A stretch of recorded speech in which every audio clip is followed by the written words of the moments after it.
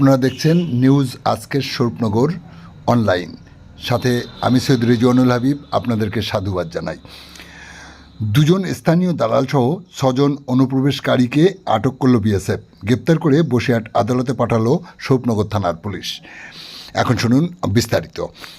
গতকাল সন্ধ্যার পর রাতের অন্ধকারে স্বরূপনগর সীমান্তের তাড়ালি হাকিমপুর ও দহরকান্দা সীমান্ত এলাকা থেকে দালাল সহযোগে মোটা টাকার বিনিময়ে বাংলাদেশ সীমান্ত পেরিয়ে এদেশে আসার সময় স্বরূপনগর সীমান্তের কর্তব্যরত বিএসএফের জওয়ানরা 2 স্থানীয় দালালসহ আরও 4 জন অনুপ্রবেশকারীকে আটক করে।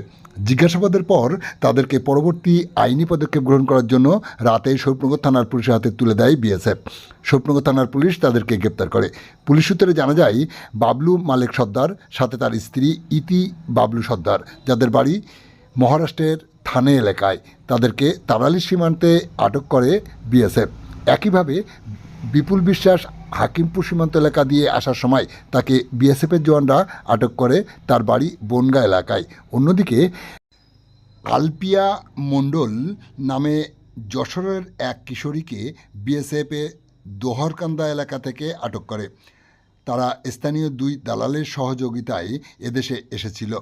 বিএসএফ তাদেরকেও আটক করে তাদের বাড়ি পদ্মবিলা সীমান্ত এলাকায়। নাম জাকির সর্দার ও তার স্ত্রী সাবিনা বিবি।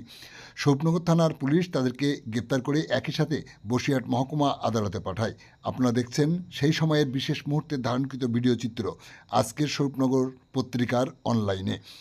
আমাদের সাথে থাকুন আর পরবর্তী আপডেট সবার আগে পেতে চ্যানেলটি সাবস্ক্রাইব করে পাশে থাকুন।